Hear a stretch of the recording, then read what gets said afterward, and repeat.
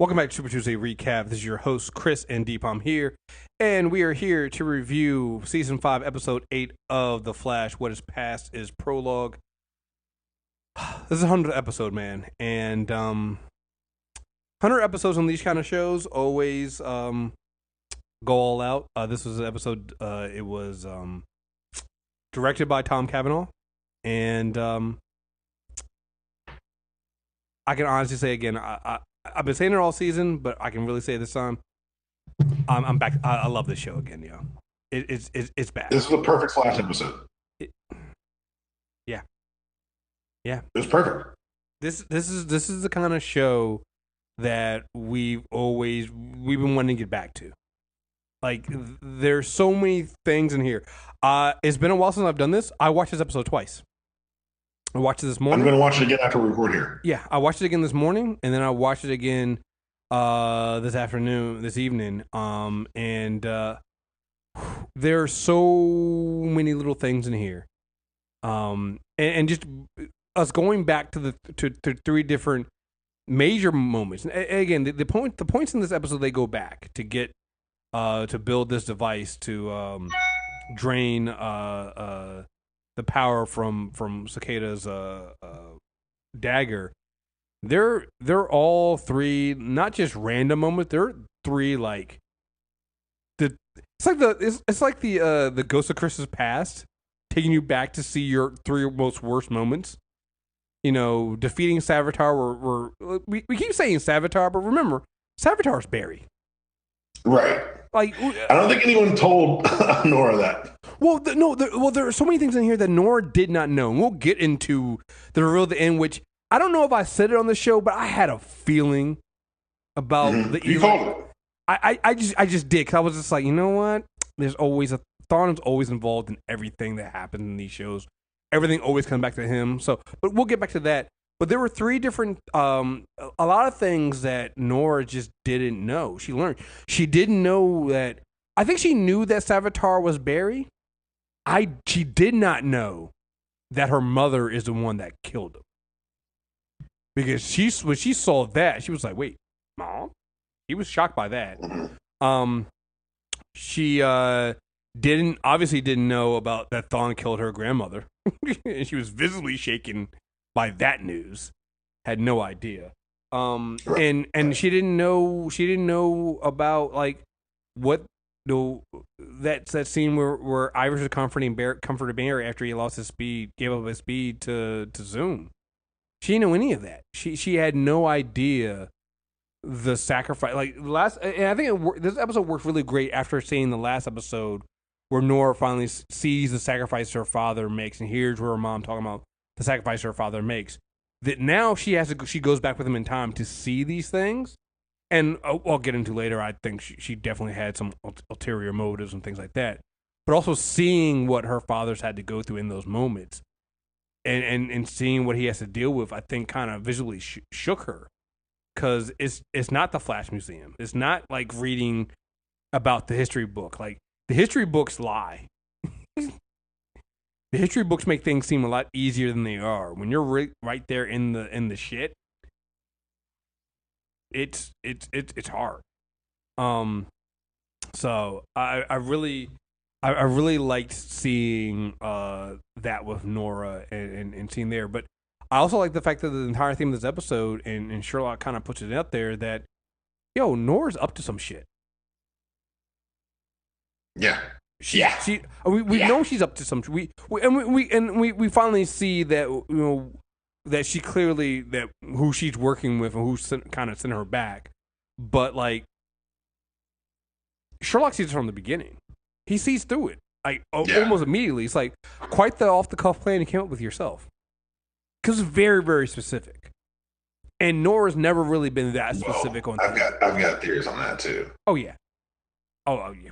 I think we both have theories on that. I mean, we just throw them in there as we go through this, because I think that, I mean, that's the whole point of this episode. It's just theories, because we got emails about this stuff. So let's just jump right into it. Because this whole episode, like, I know they do the big celebrations. They kind of celebrate how far they've come. But if you're going to use a lot of clips from old episodes, this is how you do it. And this, if you're going to use time travel, is not like a central conceit for a season, but as a tool to tell a story. This is how you do it. Mm-hmm. I'm just really, it was really, really impressed with the way they pulled it off, I think. And it was able to kind of show Nora the greatest, the greatest, the true greatest hits that are, like you said, aren't in the museum. The reality of it all. Mm-hmm. And I think that it made it more real for her, which is interesting because even with the knowledge that her father disappeared, it doesn't look like she really recognized the level of danger he was actually in at all times. No, because think about it, she's just a kid that read about her father's exploits in a museum, and also has his greatest enemy in her ear, you know?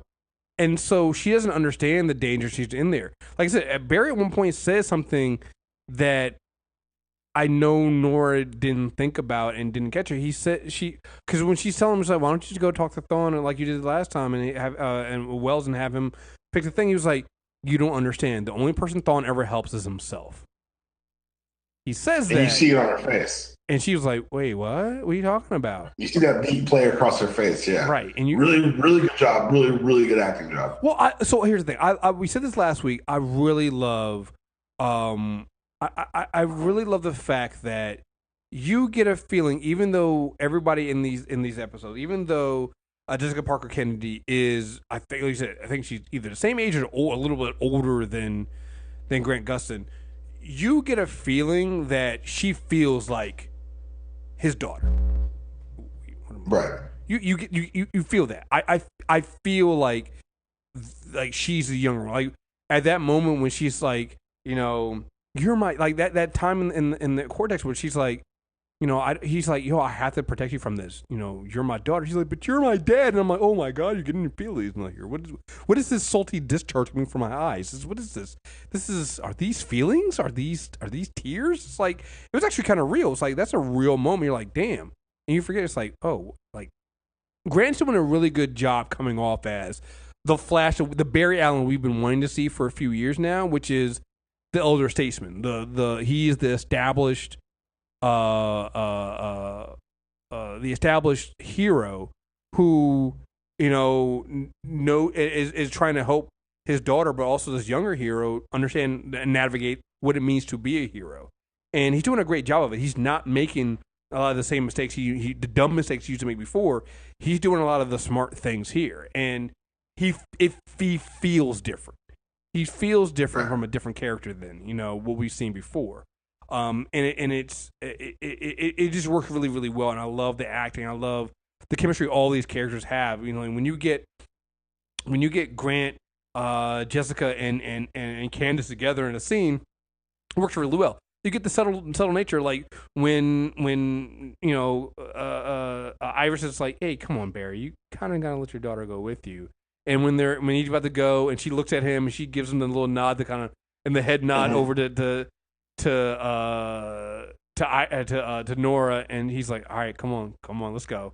And then at the end, when she's like, "Come on, old man," and he's like, "Old man? Did she just call me old man?" It's like it works really, really well. Like they cast really, really well for these three characters because they're like, especially when you center this season on them, it just works really well.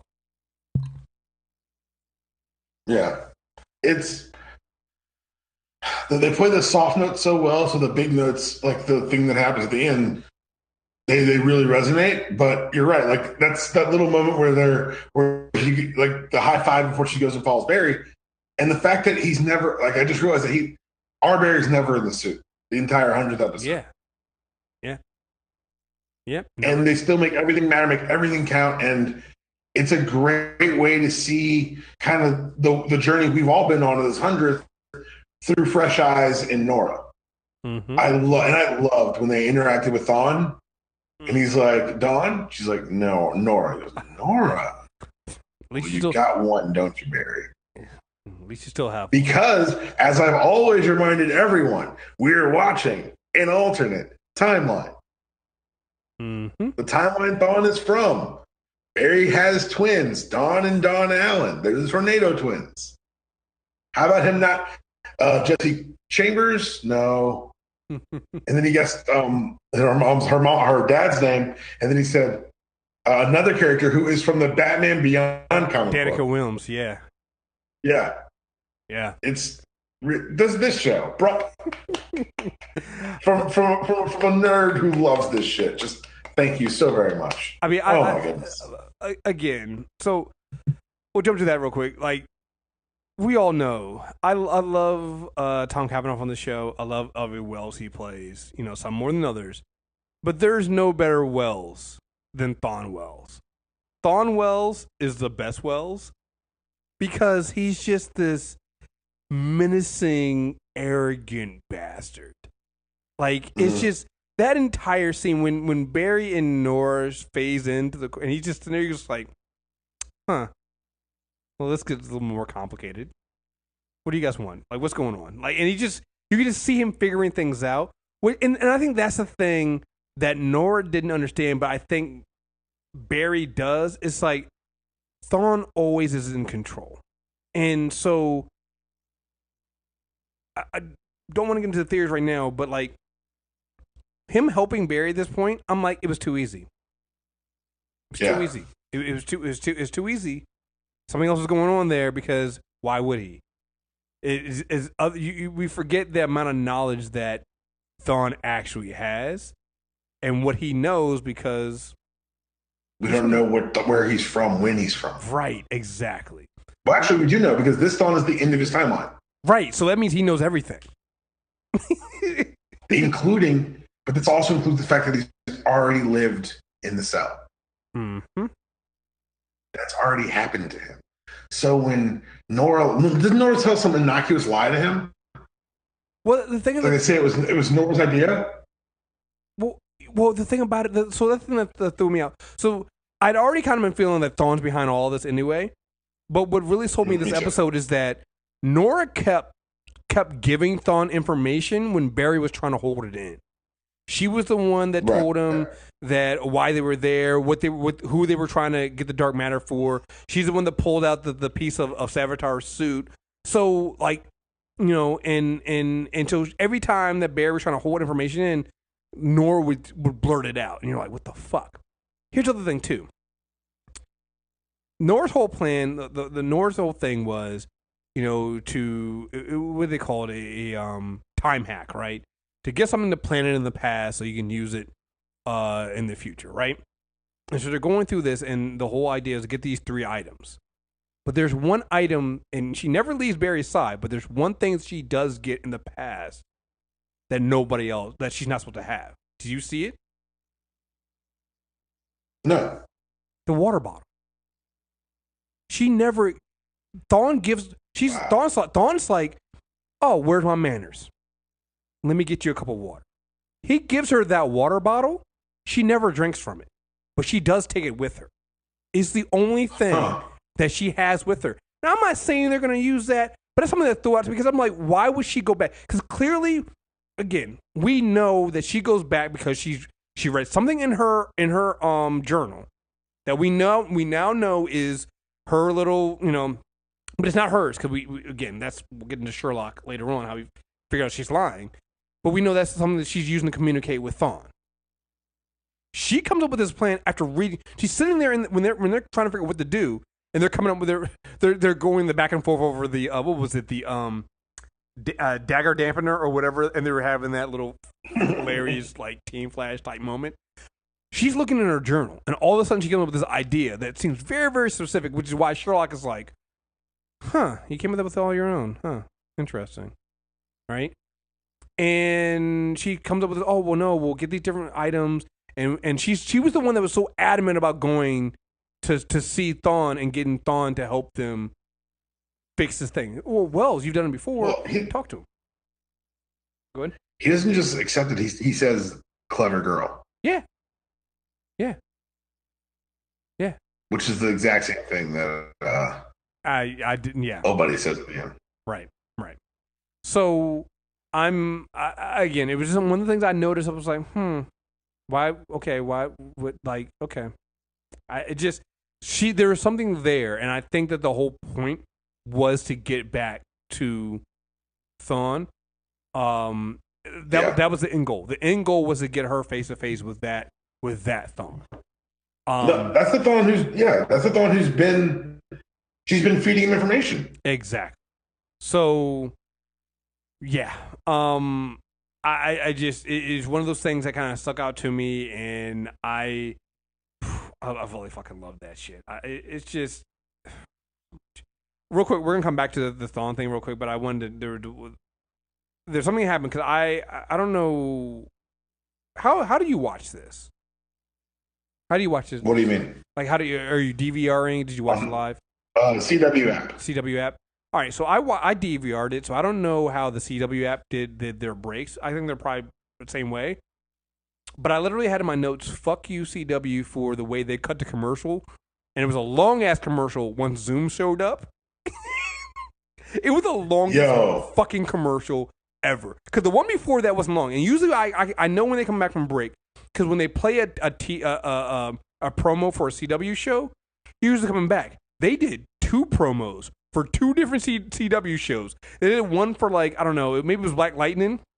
They went and did like 3 more commercials. Then they did another promo for like Riverdale. Then they did 1 more commercial. Then they came back. I was like, you sons of bitches. You do not. It was perfect. They wanted you to remember that beating. Right. Because I was. And I want to say this also. Riverdale's been batshit insane this season. I'm 1,000% here for it. Yeah, they did it themselves. Like, they did that on purpose. No, they did. They made that commercial break extra long, and I was just like, you sons of bitches. You know that I get nervous anytime Zoom shows up, because Zoom will never forget. Zoom whooped the fuck out of Barry. I would invite anyone who hasn't listened, who's like a new listener, go back and listen to the episodes where Zoom whips Barry's ass. Listen to us talk about it. Yeah, it's like I was actually looking for round 2 for this one, because I was like, because this is a new Barry. 0% of that smoke, sir. You said what? Barry wants 0% of that smoke. I'm just saying, I don't know. Maybe, this is an older. None of it. So older. He didn't even tell Nora to catch up. He's like, peace, bitch. Hope you make it too. Mm-hmm. Mm-hmm. And the time wraith grabbing Zoom. That's another thing that stood out to me. It's like, so what happened? Who else knows Zoom was the king of making copies of himself? True. He lived for that shit. True. So maybe they handle it that way. So I don't know. Yeah. It's only a problem if they point it out. How about that? True. If they're like, that was weird and never mentioned again, then it's a problem. If it's, otherwise I'm okay with it. The other thing too, I'm just thinking about this now is, no. I'm also trying to think of, did Barry have his flash ring on when he came back? Yeah. Okay. Yeah. Okay. So, let me see.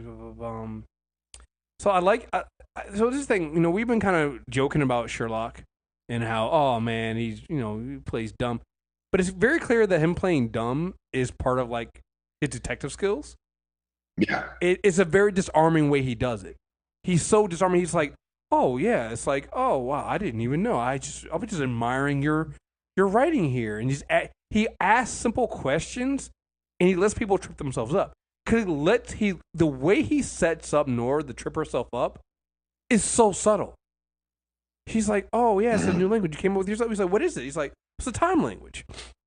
It makes sense, time language, so that it doesn't get erased no matter, what happens to the timeline. Okay, makes sense. You just came up with yourself? Oh yeah, I came up with myself. Oh, you made it yourself, your own language, right? He knows before because he found out from Cisco that Barry removed himself from came out of the Speed Force, that Barry was writing that language. So clearly, how did Barry know how to write from that language if he didn't know Nora before? So he's like, right. Okay, so you're lying. So you're clear. And then again, remember, he'd already started asking questions about, so you just decided to come, why'd you pick this time to come back? Why are you back at this point to see why'd you reveal yourself now? If you could go back at any point you wanted to, why do you, who sent you? Yeah. And also, like, when Nora goes back to see her grandparents, she's much more adept at time travel than she was letting on. Hmm. She went back on her fucking own to the exact day. Again, because remember when they take off, Barry's like, follow my lead, do exactly what I do. And she's like, I got you. And now she's claiming to have invented not only a time travel language, but to pinpoint the day her grandparents would be killed and go to that day where she knew her father would find her. Well, look, I asked what I said a couple weeks ago. Ask more questions. But again, it makes sense why Barry and them wouldn't ask questions at this point. It's his daughter, and she is his daughter. And no, they showed you why he wouldn't with the Caitlin and her father situation, but they also showed you why you should. Exactly. And Sherloque is the one asking the question, asking the right questions. Like, this doesn't make any sense. What she's saying doesn't make any sense. Gideon letting slip. That's why I think the Sherlock thing's a red herring, because it's too obvious that he's going to figure it out. I think that's Thawne. You think that's Thawne? I think that's Thawne. It could be. He said clever girl. Sure. It's not a Harrison Wells idiom. He did it in this episode pointedly. Maybe it's red herring. Maybe it is. Maybe I'm crazy, but the way he regarded her, he wasn't guessing about the handwriting. Mm-hmm. And he's a detective, and he very rarely will ask a question he doesn't know the answer to. What language is this? I know many languages. I don't know this one. Mm-hmm. So could it is he trying to see if she'll lie? Maybe he's the Thawne there to keep an eye on her to make sure she doesn't fuck up the Thawne's plans. Or maybe he's a Thawne from an earlier time period? Before he goes all like, I hate maybe this is the Thawne before he goes all the way back to season 1. Sure. True. This is after he gets out of the cage. I have a Thawne timeline in my head. It doesn't make quite enough sense yet. I need more data points, but it's not linear. The old Thawne is not the latest Thawne. No. That's and we got several emails about that asking him, but we'll get into those. Because like it can be confusing. Like people are wondering. I'll save them from when we get into the emails. Also love that they've also fifth recruiter the rebooted Legion of superheroes. We've kind of gone down that road before. When was the first time we saw the ring? Was it a Legend of Tomorrow episode, season 1? Season 1. So, and they've been hinting at it for a while. I believe Brainiac 5 is on Supergirl.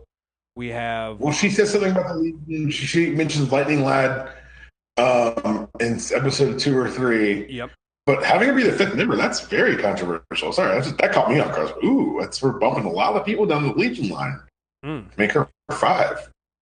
Mm-hmm. Just saying, historically. Of the rebooted. So the 5th reboot. So now we're like, wait, is that Loeb? I'm not going to do that right now on the air because no one cares as much as I do. But I may have an answer next week. Yeah, I'm just saying it was. Oh, and the other thing too is Nora once again does her slow down time thing to catch up with the Barry and the time wraith. No subtle thing. In order to catch up to them, she was way behind them. In order to catch up, she had to slow down time to get there. So again, is another one seeing what she does with her powers that again she doesn't mention, because when to get through, Barry's like, oh good, you made it, you caught up to us. She doesn't say, yeah, I had to slow down time to do it. Nope, doesn't say that. So again, she's keeping things from her father. There's all this stuff about opening up and I want to be in part of your life, and I want to know all the things you know and know all the things you've gone through. She's not telling her father everything. So then it becomes, and then remember what the piece that, and this is why I go with the fact that I don't think that Sherloque is a Thawne, because he was actually deciphering the book. He deciphered it saying that time is malleable. Maybe it's a cipher from Thawne to Thawne. Could be. Because if she's sharing it with Thawne, who can obviously crack it, and this guy's currently cracking it. Well, he's cracking it using Cisco's algorithm. So he's not like cracking it because he knows it. But unless it's a causal loop, this is how he learns it to write it later. True. Could be. Trust me, time travel is fucking weird. Oh, and I think they're going full fucking weird here, because just by saying time is malleable, all your Thawnes are now in play. Yeah. Yep. Crisis on Infinite Thawne. If only Legends hadn't already fucking done it, which is such a weird sentence to say. Like, part of me feels like this is the whole goal here is that, like Barry said to Nora, is like Thawne's Thawne helps Thawne. So clearly, whatever he's doing here, not to help Barry, he might be telling Nora that he's gonna help. You know what he's telling her? I can help you save your father. I can help it so your father doesn't disappear. But really, what he's trying to do is he's trying to help himself. And I believe it's himself so he doesn't die. Because if this is a Thawne, I think it is, this is a Thawne that knows that his earlier self has been killed. Like, let's go through these emails first, and then we'll kind of get into more of the theories here that I have. We got several emails, so let's just go ahead and read through some of these before I get into some of the things I was about to bring up here. Let's see. First one, here we go. I have from Anthony. It says, so that episode, hey, Chris and D. Palm, so that episode of The Flash was amazing and confusing. I have questions. How long has Barry been able to time travel precisely without the treadmill? For a while now, I believe. Like, he's been doing the treadmill's been gone for a bit. Yeah, the treadmill's been gone for a while. Timeline stuff. Well, he never actually used it as a cosmic treadmill here. He just ran on that thing. Yeah, I believe so. Yeah. Timeline stuff. Timeline 1 went up until Barry went back to time and stopped Reverse Flash. Timeline 2 is when Barry returns to the present as the Flashpoint time where he has his parents. Timeline 3 is him going back and letting the Reverse Flash kill his parents, and this is the timeline we've been seeing. I don't think Nora is from the future of Timeline 3. Was Nora's time language from her diary journal was Nora's time language from her diary journal created by Wells Eobard Thawne? Why does the future Eobard Thawne look like Wells? Help. Thanks, guys. We'll get into why Eobard Thawne looks like Wells in a minute, because I think somebody else asked that as well. As far as I don't think the thing about the future is like the timeline isn't malleable, but Nora has to be from his timeline, right? Because she doesn't exist. Well, that's why I think that's why you've got to remember that our thought is not native to this timeline either. Right. So the timelines he laid out in that email are correct. There's also a timeline 0, right, where Barry never loses his mother. Right, and he has twins, which is why. Yeah, and then that's when that Thawne came back to our time and killed Barry's mother, and that created season 1's timeline. Right, which is where he found out he was trapped because it was such a big deviation in time. Right, which is why when he sees Nora, he's like Dawn, right? And it's not Dawn, yeah. Nora, and that's why he also says like, well, at least you still have it. This is why at least you still have one. You know, again, at some point, I think we're gonna have to see timeline 0. Which I'm so like. At first, I was like, they'll never do that, and then with this episode, like, oh my god, they recognize that they've done this from the jump, and that's their big catch. Yeah, timeline 0. Eventually, they're going to reveal this is time that we've never seen the prime timeline, and they're going to show us that timeline because in that timeline, Barry becomes the Flash 2 years later. Mm-hmm. That's the other thing is that he accelerated everything. Yep. In his effort to get home. But in an effort to go to the future, he was trying to run to a place that no longer existed on his timeline. Yep. It's fucking brilliant. And now that I think about it, maybe that's what Thawne's That's the plan. He wants to get home. Because what did Barry say to him? You never get home. Right. That's why that Thawne right in that moment set in place a contingency plan in case Barry was right, and we're seeing it now. Mm-hmm. Yep. Part of the contingency plan involved getting locked up and being Nora's Iago, whispering in her ear. How long has she been visiting Uncle Eobard? Because guess what? When Barry vanishes and Iris won't talk about her father, who's the only person left alive who have firsthand accountings of the life of the Flash. Who knows everything about the Flash. Who knows everything and will give you a tainted, tilted view of your father. But guess what? It's not wrong. Because you've got to remember, you're seeing it through his eyes, considering your source. That's the game here. She is the grenade that Eobard Thawne threw into Barry's life. He said, if I can't go home, I'll destroy you from both ends of the timeline. Your past, when I killed your mother, and your future, I'm going to destroy and use your daughter against you. Yes. Yes. It's, again, this is why we always say that, you know, I know they haven't always done time travel correctly. Sometimes they got a little bit too heavy-handed with it. This is how you do it. Because this is the Flash. They snuck a reverse Flash season on us, you sons of bitches. Because that's what it is. Like, his greatest enemy is the Reverse Flash, and the Reverse Flash is all about time travel because he's not from the time. He's from the future. And so I really like this version of Reverse Flash, Professor Zoom, whatever you want to call him, almost more from the comics, is I think Wally says it once when they're fighting him, and I think it's Flash 225. He says Thawne was the worst of the rogues because he was sadistic like Grodd, but faster than all of us. Mm-hmm. And this Thawne is smart and calculating and planning. And that makes me even scared. And that's why I like Cavanagh as Thawne, because he's just, every time you see him, you're like, he's thinking about something. He's got some plan. Chris, if I'm Thawne and I've been observing from outside the timeline and I see that every time you're in trouble, you go and get a different Wells, why wouldn't I kill one and take his place? Valid point. Why? Not only that, he came in and was wrong as shit about Cicada. Mm-hmm. Because he's going off of case files. Mm-hmm. Here we go. Felix says, "Hey guys, Felix here from a longtime listener from UK. Sent a couple emails in the last couple mailbags. I've been enjoying the recaps of this as usual this season. I almost gave up on the Flash last season. I only watched the later half of it after 3 episodes into this season.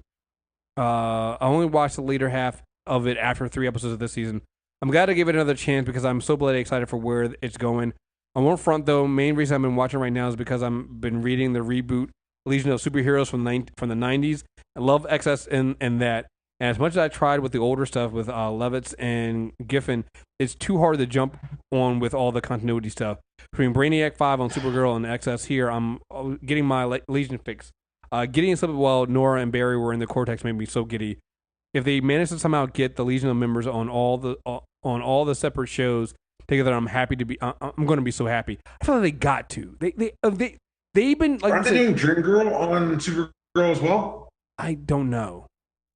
I think they're doing Dreamy over there, and I feel like they got to bring them all together at some point because they've been hinting at this since, again, like we said, since Legend of Tomorrow season 1. They've been hinting at this, so I feel like they got to do it. I want even the briefest glimpses at Lightning Lad, man. I need to inject it directly into my vein. They've already alluded to Legion being a closer thing in this Earth than it being in the 30th century. Maybe a Legion of Superheroes musical crossover between Supergirl and Flash. Aha. See, that's just why you got to throw the musical crossover in there, though. Why you got to do musicals? Why are we doing You are a thief of joy. I am. You guys know this. I don't know why. I host episode 2 of the crossover singing. Do it, CW. Be immortal. Have them beat them. So, we've been talking a lot about Grant Morrison and stuff, and I went back and revisited Multiversity. And basically, they win by playing a giant magic harp. I mean, the last episode of Legend Tomorrow was them beating a Minotaur by singing to it. So I'm not saying go full Final Crisis. I'm just saying that if they have the perfect instrument, you could play it for the entire 3rd episode of this crossover. Goddamn. If I get one musical scene, I'd be happy. But an episode, just to hear you get upset with when I would have backup on this show too. Goddamn, you guys all. Fuck you guys all. Lastly, the last scene was such a ridiculously good tease. Well played by the staff. You guys are so right. It does feel like they're playing these out like Agent of S.H.I.E.L.D. and it's working out amazingly. In any case, very much enjoying the show and your recaps. Have a good one, y'all. Felix out. We got some more emails, but before we do that, I did want to bring this out. There is one thing we didn't, because we've been focusing so much on this the time travel stuff. Got to say, they had a good plan to take down Cicada, but here's the thing. Cisco, do not send it to outer space, then tell the villain you sent it to outer space. Why aren't we breaching it to a different universe? Why are we not doing that? I that's the thing that I was like the only thing I can figure is that maybe because he was using his powers, maybe he just couldn't. And yeah, that's what I was thinking. He has been beat the fuck up a little bit. Yeah. So maybe outer space is the only place you could do it, but that's fine. But don't tell him you sent it to outer space. Cause fuck, dude, come on. But also shout out to them for letting us know that Killer Frost, because she did not get her powers through particle acceleration or dark matter, is not affected by Cicada as far as we can tell. So that is a good sign. Good to have Killer Frost back. Peyton says hold on. Can I get back there for a second? Yeah, go ahead. Killer Frost is your only ranged fighter. Yeah. Why was this the second idea of as you fight the man who holds a dagger? Because they didn't know that she can come out like that and That's use her okay. power. Okay, I see what you're saying. Yeah, we knew she could talk to her. We didn't know she could use her. Okay, right, like that. And they didn't know that she would be that effective. Or bring the guns first. Like, what the fuck are we doing? He holds a dagger. Yeah, you're right. You're right.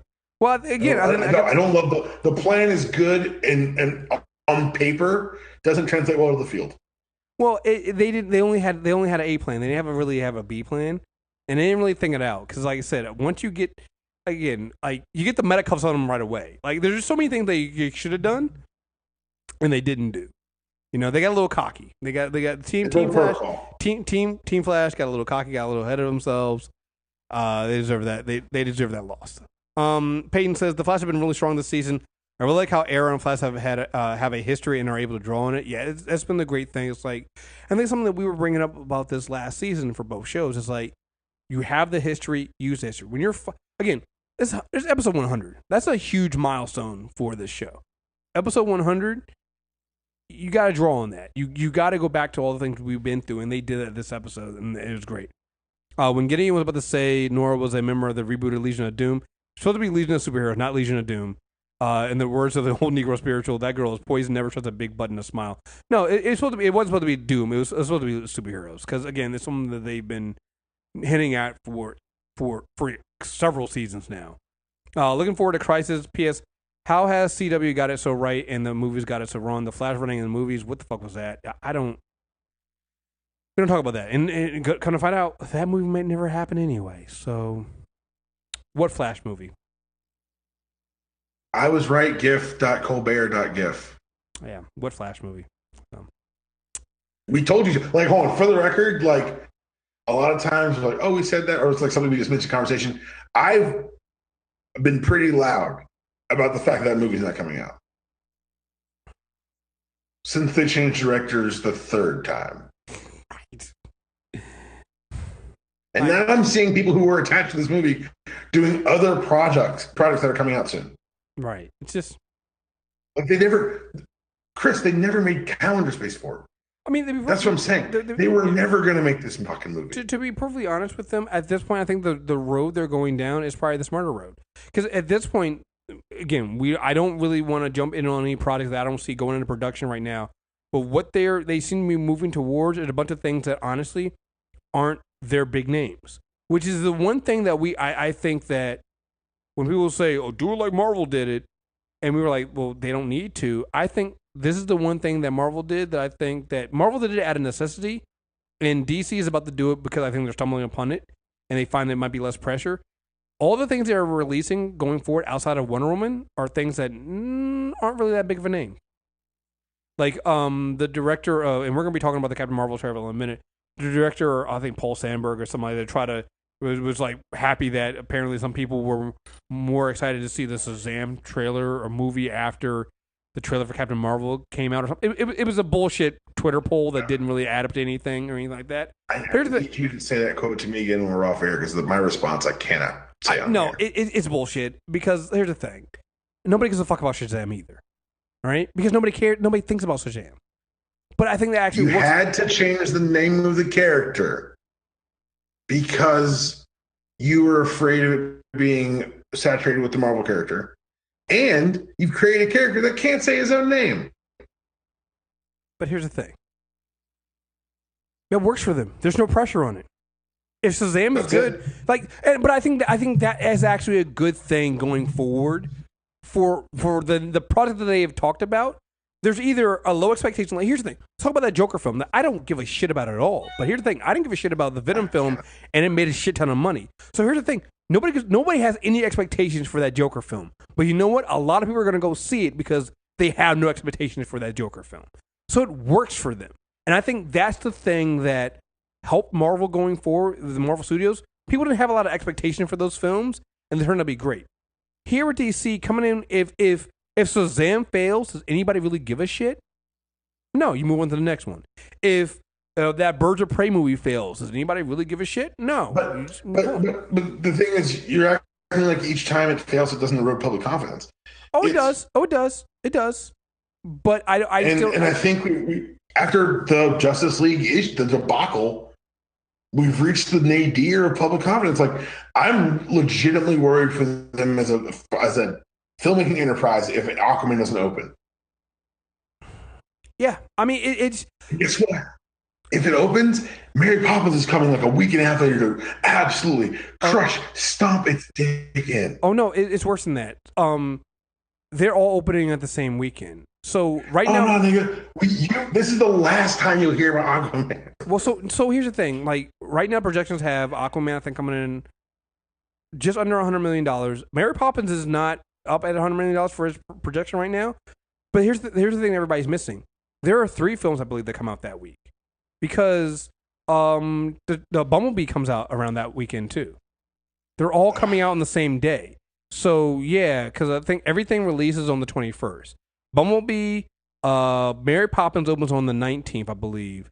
And Aquaman comes out on the 21st. So everything comes out that weekend. So, but I again, that's box office numbers. I know people get like sick of saying, "Oh, Disney's the best" or whatever, and people think that we're Disney zombies. They're underestimating the box office on Mary Poppins so goddamn much. Well, maybe they are. That thing's gonna make so much money, Chris. But here's the thing. I still think that regardless of the box office on that, if the reviews on Aquaman are good, that's fine.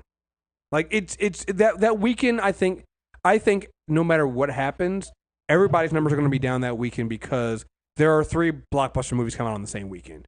That's just no matter what happens, no matter how good a film is, that's going to hurt everybody's numbers that weekend. Mary Poppins, Aquaman, and Bumblebee are all going to be hurt because they're all coming out on the same weekend. It was the dumbest thing ever. It actually now making Fox look smart for deciding not to put out whatchamacallit that week. Because I also think it might be 3, it might be 4, because that Deadpool PG-13 Deadpool might also be coming out that weekend as well. Which quietly, I want to tell everybody, I have a feeling that the PG-13 Deadpool 2 will be better than the actual R-rated Deadpool 2. I'm calling that now. Because the R-rated Deadpool 2 was a edited piece of it wasn't a piece of shit. It was fine, but it was edited to hell. I think that they've actually now had a time to shoot more scenes and actually edit it and get the movie they actually want to get done. I actually think Deadpool 2 PG-13 is actually going to be the better film. But that's 4 films coming out that weekend. So I'm not really checking for box office numbers that weekend for those films. I think that it's going to be about long term. And if Aquaman is getting good reviews, then that's fine. But here's the thing about Aquaman. It's the DC brand has been hit, yes. But it's also Aquaman, so nobody really gives a shit. So if it gets good reviews, we're going to be like, well, maybe I'll go check it out. And the same thing will happen with Shazam. The same thing will happen with that Joker film. And then like all these other films coming out, like there's no real expectations. Whereas when it's Justice League or it's Batman versus Superman or it's Batman, people are expecting like, you better make fucking money. You better do that. To be fair, if you put a movie out called Justice League, you better make fucking money. Right, you better make money. As we learned through Zack Snyder's unemployment. And they did it. And so I don't think that I think that this plan they have going forward with these other films don't have that kind of pressure. And you're right. If they do bad, they do risk like fucking up the brand and fucking up, But here's the thing, at this point I feel like there's nowhere to go but up. Like you had a Justice League film that literally,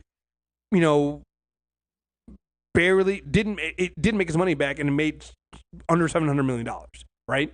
Like that's the bottom of the barrel for me. That's the bottom. So at this point, if you remove the Supermans, the Batmans, and the Flashes from this, and you just stick to letting the TV universe deal with those characters and deal with them in some kind of way in terms of Batman, fuck it, and then go and then do your movies the way you're doing them now with DC Worlds, and you tell whatever little stories you want to tell. We get you a little direction to do. I think that's the best way for them to go forward, and there's no pressure. Like the pressure of doing those other characters, I think got to them, and I think it was a mess. Here, you don't have a bunch of execs coming in saying, "I know what to do with Superman. You need to do this, this, this, and this." Here, it's right. Hey, we're gonna do Shazam. The exec goes, "Who the fuck is Shazam? Shazam. Don't worry about it. Let me handle it." All right, fine, fuck it, you got it. Not gonna work. I think you get less hands on with that shit too. So We'll see. We'll see. I hope so, because I think it's happened now because no one's noticing, but eventually they're going to realize that this is the only DC shit you got on the docket. Mm-hmm. Yeah. All the rest of the stuff is gone. So anyway, I think this is the last email. Jesse says, "Hey, Chris and Deepon, thanks for all the hard work you guys do. Did the show make a mistake having Thawne and Wells' body in the future? Shouldn't be in the original body." All right, we had several emails about this. I wanted to bring this up. No, I double checked this. You got to remember, Crisis on Earth X. That Thawne was in Wells' face. Barry. And what's the last thing he says? I wonder what face you'll see me in next. Bam. Barry he told you he was going to do. Barry let that Thawne go. Remember, you got to think about it. Going back to what Deepon was saying also here. If Thawne is sending Nora, is the one that sent Nora back. Well, we know he is, right? And is having her send this information and do this thing. And his end goal here in this episode was to get her face to face with the other Thawne. He needed to have the same face. He needed to have a recognizable face to warm her up. Again, remember, this is all a setup. He is setting Nora. I'm telling you, this was his plan B. Yes.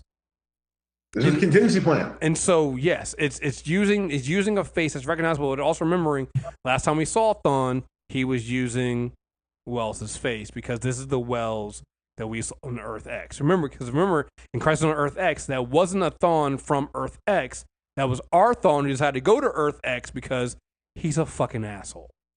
He just wanted to fuck with Barry. Just wanted to fuck with And Barry. So if you say from that point forward, let's say that's a 0 point, my argument is that the Thawne in the cage is not the end of the timeline. Mm-hmm. Oh, shit, hold on. I had it in my head. I'll explain. Give me a week to write this out. I got to figure this out some more. It's crazy. The Thawne, because what I think is he's teaching himself this language in the past so that he knows it to give to Nora. Mm-hmm. Which is fucked up and weird, but I think that's how the causality loop would work. He had to steal a diary so that he could learn the language, so later on he could have Nora send Nora back and tell her this language. I don't know. It's very late. Watching this episode reminded me that the show takes place in a second timeline, that not the original one. Yep. Original timeline doesn't have Barry's mom die, and he gets his powers later on. Thawne sped things up in the effort to get back to the future. It also seems to indicate that Nora is from a different timeline, and that Crisis headline might not be far down the road or even happen, since time is so jumbled now. It's all very confusing, but I'm hoping you guys will help me sort it out. Yeah, we know Nora is from the current timeline we're in now. She's from the timeline where, Thawne didn't kill Barry's. She's from the timeline that Thawne did kill Barry's parents, kill Barry's mom, and so that's why she exists. In the original Thawne timeline, the Thawne she's talking to, his timeline, she does not exist. Because Barry became the Flash 2 years later and had twins with Iris. That's the difference. Again, very confusing, but it's very, very clear to me now that we're going to see that we're at some point, maybe not this season, but at some point we are going to see that prime timeline. We have to. It's the only thing that makes sense, because you have to then explain to people, because it's so easy to forget. But every time Thawne shows up, your mind is like, wait a minute. This bastard from another time. The only one. Let's see. Blah, blah, blah. And let's see. I'm sure you guys will figure it out.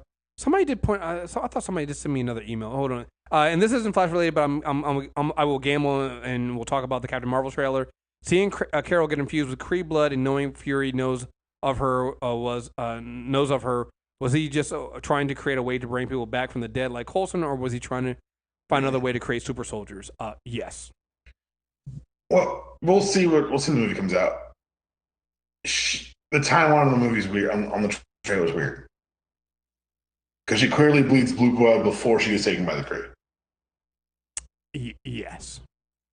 So I think They've recently changed their origin in the comic books. There was a 5-issue miniseries written by someone whose name is escaping me because of bad memory. But it kind of established that Carol was never full human. Her mother was a Kree warrior who got stranded on Earth, fell in love with her father, and the psych magnetron that we thought gave her powers actually just awakened them.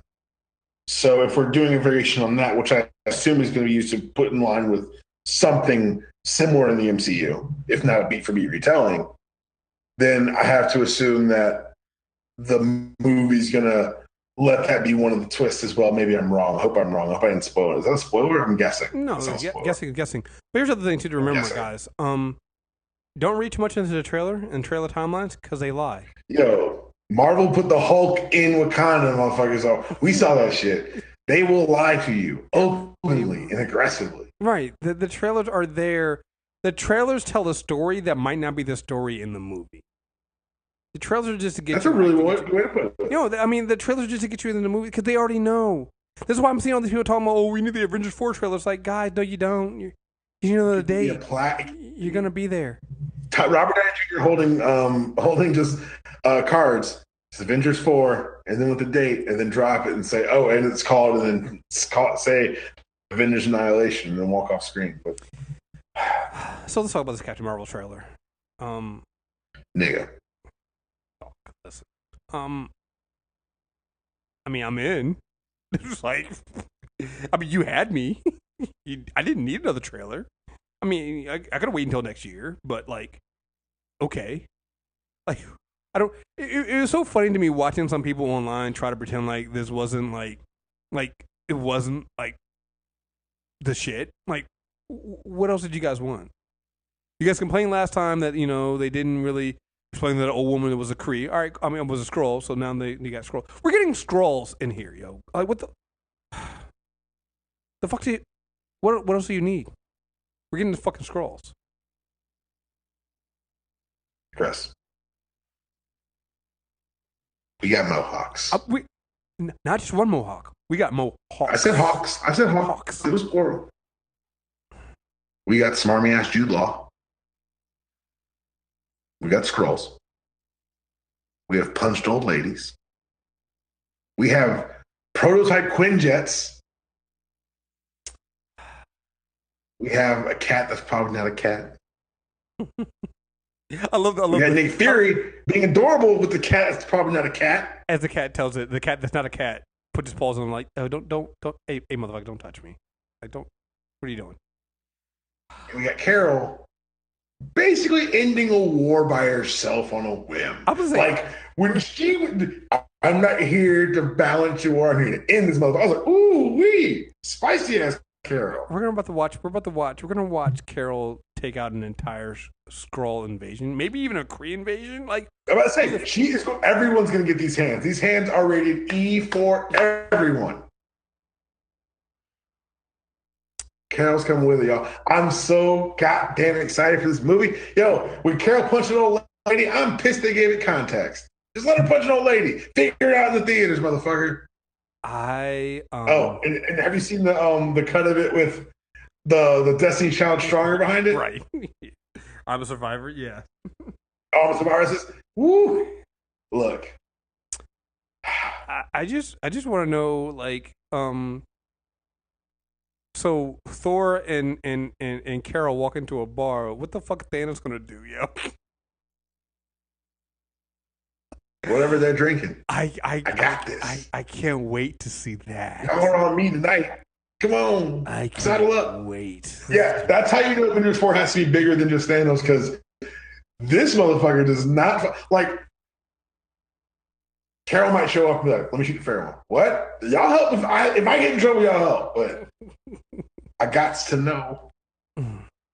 This is gonna be great. Like Thor needed the axe. Like I want Carol to just I want Carol and Thanos toe to toe. And I want them to officially hand over that strongest Avenger title. Because this may retire Banner. What do you need a Hulk for when you got a captain? Somebody. Can we talk about the worst thing about this whole thing? What? Gotta wait. Marvel, the men merch needs to step up. Like, I need you to redesign. Like, Captain America is still wearing like chainmail. What the fuck, man? Like, 21st century. Let's get here, baby. Oh, please. Man gear. Yeah. Yeah. The ladies get better costumes than we do at this point. Yo, like Carol's like that's streetwear. Like any part of that can turn into a piece of clothing. Like you can market that shit. Who is marketing a spider themed onesie? Somebody they put out the list of what the merchandise is going to be for that. Somebody remind me what. Again, look. Here's the thing. I'm not trying. I think people trying to pit the movies Wonder Woman and Captain Marvel against each other is BS. Stop doing that. It's unfair to Patty Jenkins. Okay. But here's the thing. The one thing we can mention though, the marketing campaign between the two. We told you the marketing campaign for Wonder Woman was trash. Does anybody remember? Told us no, it wasn't. Do you remember what the merchandise for Wonder Woman was? Why would you? Anybody remember what the merchandise for Wonder Woman was? Don't remember. Give it to him. Don't remember what it was. I don't remember what it was. I do know where their advertising. No. I do know where the sponsorship was. It was weight loss bars. Weight loss bars. Did you see that Invicta watch for Captain Marvel? These motherfuckers are cheating. You got to remember, this is the same company that brought you a Black Panther edition Lexus. Like, they love your corporate tie-ins, and they love to sell you their shit in different forms. Like, and the reason, like, I know you're saying don't pit Captain Marvel as Wonder Woman. The only reason I make the joke about Patty Jenkins being it's unfair to her because her governing body of her film tried to cut the best scene in her movie. It actually wasn't fair. I mean, we're not even joking. It wasn't fair to her. I mean, yes, it's a joke, but also it's amazing having a studio that supports you. What that gets you. It just like I'm sorry. It's true. I just, but here's the thing. I'm hoping that, I believe this, that WB realized their fucking mistake and they won't make it twice when it comes to Wonder Woman 1984 when it comes out in 2020 now. So, because honestly, like it makes no sense. Like if you're gonna do this stuff, do it. Put out the merchandise. Put out the promotion for this stuff. Support it. You see where it gets you. So, yeah, I'm really really excited about that stuff. I'm getting the hoodies and the fucking watch. Yo, that's definitely fucking being copped. So, yeah, just bring it on. I can't fucking wait. Oh man, let's do this shit. I can't wait. And probably get that Avengers trailer sometime this week. I think they were supposed to give it out today, but they don't put it out in a presidential funeral, which Bastard had to take one more thing from us. Yeah, fuck you. My life from beyond the grave. It's just fuck you. What an asshole. One more time, huh? You know what? Honestly, George, touche. Yeah. That was one final fuck you to me. I see you, George. Mm-hmm. But apparently, it's coming out 9 a.m. Eastern on Friday. That's what I've heard. Oh, okay, good. I'll be home. So I'll see you then. So anyway, what else we got? Anything else about Captain Marvel or the Flash? We see. I'm very excited going into. Oh wait, you know what? We almost didn't do it. Gotta do it. Gotta talk about it now. Motherfucker. That teaser for Elseworld. At the end of they've been playing it at the end of every. What are you talking about? Like, let's fucking go. They put it at the end. They put it at the end of every. This is the first time they've done this. They put it at the end of every. Same teaser at the end of every. Not even a teaser. Same like scene. The end of every show this week that's gonna be part of the crossover. So Arrow, Supergirl, and then Flash had that. First of all, I love the fact that it's Earth 90, representing the 1990s Flash. And I love the fact that at the end they literally do play the 1990 Flash's theme. I wasn't sure if that was it. No, that was it. Because here's the thing. So here's the thing. I watched that show growing up. And we also did there on the premium feed, if you can find it, there is a review of those. I can't remember how many episodes it is of that entire one season they did of. It's you and Rob, right? I think it's me and Sterling. Okay. Hey, when y'all do go premium, and you all should, you'll see shows like this and see, huh, I wonder why Deep Home wasn't on. You know why. It's not good. You know why. It's not a good show. I'm not doing it.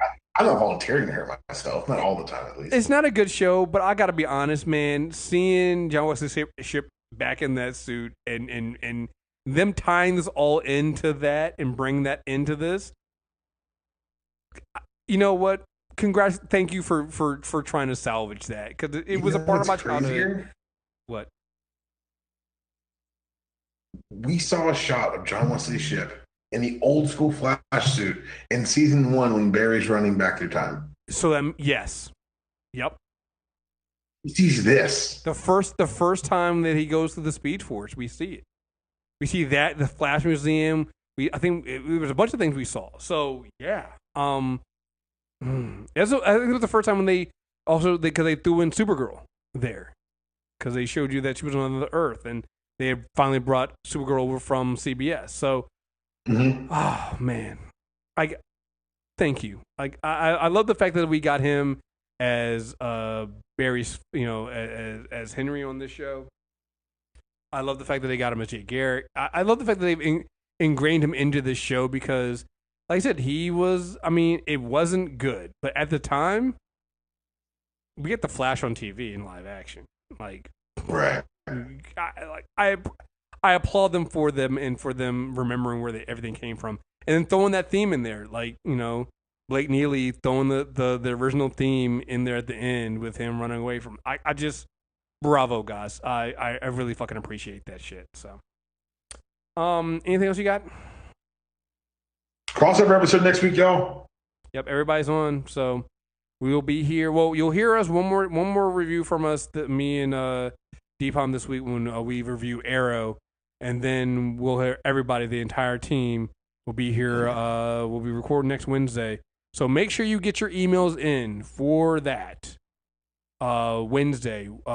Try to get them in Wednesday during the day before 5 p.m. Eastern. Because we will be recording that night. So 5 p.m. Eastern on Wednesday. Get any emails you have for that Elseworld crossover. Or even for Legend of Tomorrow. Because we'll have both of those stuff to take care of. So, well, that's all we got. So, again, folks, thank you very much for listening. Make sure you subscribe to Super Tuesday Recap. We got a character corner on the first part of Aquaman coming out. We're recording this weekend, so it'll be coming out early next week. The store, the TeePublic store will also be on sale. Go to tpublic.com/store/MTR-network. Until we are running a 20% sale on premium up until the 12th. So go to premium.mtrnetwork.net. So again, folks, thank you very much for listening. Until next time, we're out of here. Peace.